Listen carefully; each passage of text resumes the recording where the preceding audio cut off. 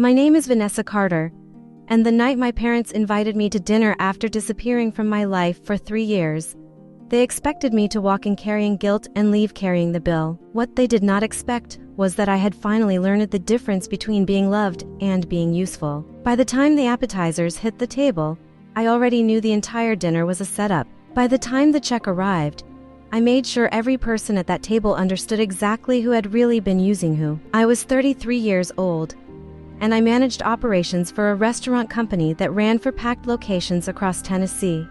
Every week, thousands of customers walked through our doors, and I knew every moving part of that business better than most people knew their own routines. I could tell when a server was overwhelmed from the way they held a tray. I could spot a table about to complain before the food even landed. Restaurants teach you how to read people fast, because if you do not, they eat you alive. Still, for all the experience I had managing chaos, I somehow walked straight into the biggest ambush of my life because a small part of me still wanted my family to love me. The message came on a Tuesday morning while I was reviewing invoices in my office.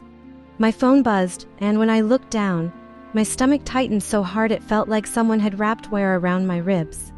I had been added back into the family group chat after 3 full years of silence. No birthdays, no holidays, no calls, nothing. My mother had written a carefully polished message saying she and my father had spent a long time reflecting and wanted to reconnect. She said they wanted a small family dinner at an upscale restaurant called the Grand Marlowe. Just the 4 of us. My parents, my younger sister Olivia, and me. Then came the sentence that made my chest ache because I had heard it my entire life. Family takes care of family, sweetheart. That sentence had followed me through almost every painful memory I had growing up. My first paycheck at 17 disappeared into household bills because family takes care of family. When my father needed help covering repairs on his truck, I paid because family takes care of family. When Olivia wanted an expensive wedding she could not afford, I covered half the reception because family takes care of family. In my house, those words always translated into one thing: Vanessa sacrifices so everybody else stays comfortable. 3 years earlier, Olivia had decided she wanted to open a boutique coffee shop after spending a weekend in Charleston visiting trendy cafes with pastel walls and handwritten menus. She had no business experience, no savings, and absolutely no plan, but my parents treated the idea like she had just announced a cure for cancer. The bank approved her loan only if someone with strong credit co-signed. That someone was supposed to be me. I asked reasonable questions. What were her projected expenses? What was her backup plan if business slowed down? Did she have supplier agreements or market research? Olivia rolled her eyes like I was insulting her intelligence, and my mother accused me of trying to crush my sister's dreams. When I refused to sign, my father stood in the middle of their kitchen and told me if I would not help the family, then I was no longer part of it. That was the last conversation we had for 3 years. The silence almost destroyed me at first. I kept checking my phone during holidays expecting somebody to cave and call. Nobody did. Therapy eventually forced me to admit something ugly about myself.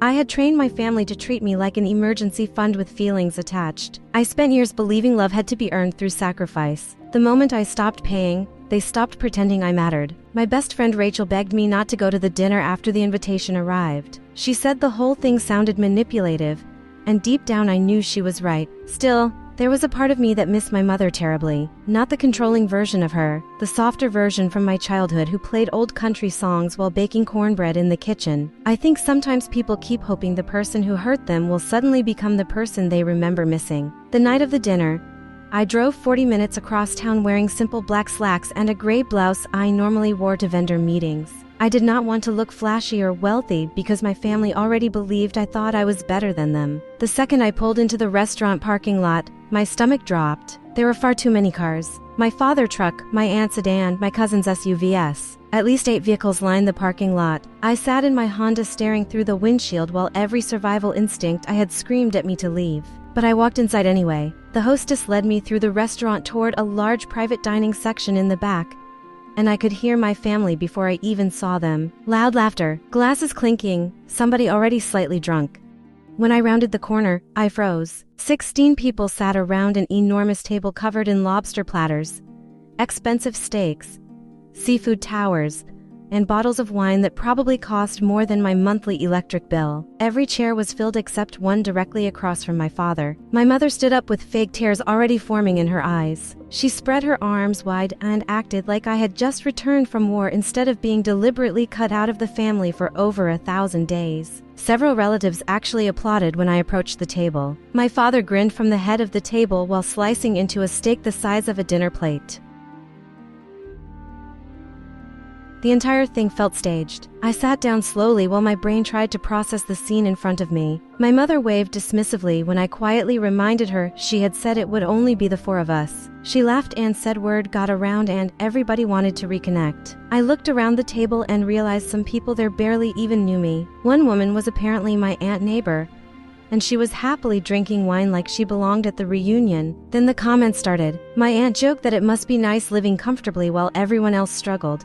My cousin asked if I ever felt guilty for abandoning the family. Olivia spent most of the night scrolling on her phone before casually mentioning how hard things had been since I stopped helping everyone financially. Every insult was carefully disguised as conversation, but I could feel the judgment underneath every word. Meanwhile, the food kept coming. More lobster, more wine, more steaks. Then my father finally leaned back in his chair, looked directly at me, and smiled with the smug confidence of a man who thought he had already won. "You are paying tonight, right? You owe us that much." The entire table went quiet. 16 faces turned toward me waiting for my reaction, and that was the exact moment something inside me finally snapped clean in half. Not loudly, not dramatically, just permanently. I smiled calmly, excused myself from the table, and walked toward the waiter station where a young server named Ethan was trying not to look overwhelmed by our nightmare family gathering. I lowered my voice and quietly asked him 2 questions.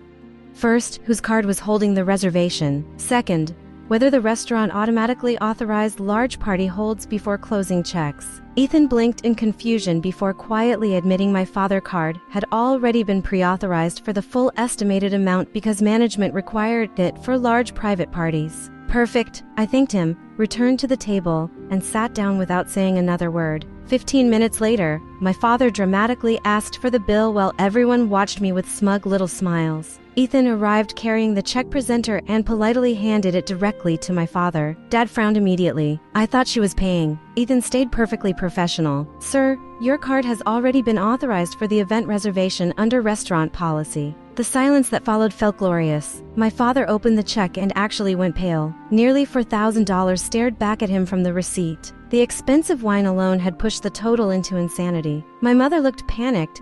Olivia stopped touching her phone. Aunt Carol suddenly became fascinated by the bread basket. Dad looked at me with pure disbelief, and for the first time in my life, I did not rush to save him. I simply picked up my sparkling water, took a slow sip, and said the words I should have said years earlier. "Family takes care of family, right?" Then I stood up, thanked Ethan for his hard work, left a generous cash tip for him personally, and walked out while 16 relatives sat trapped at a table they could no longer afford. The crazy part is what happened afterward. My mother called me crying later that night saying I humiliated the family. My father accused me of setting him up. Olivia said I embarrassed everyone intentionally. But for the first time in my entire life, I did not apologize. Because they were finally right about one thing. I had changed.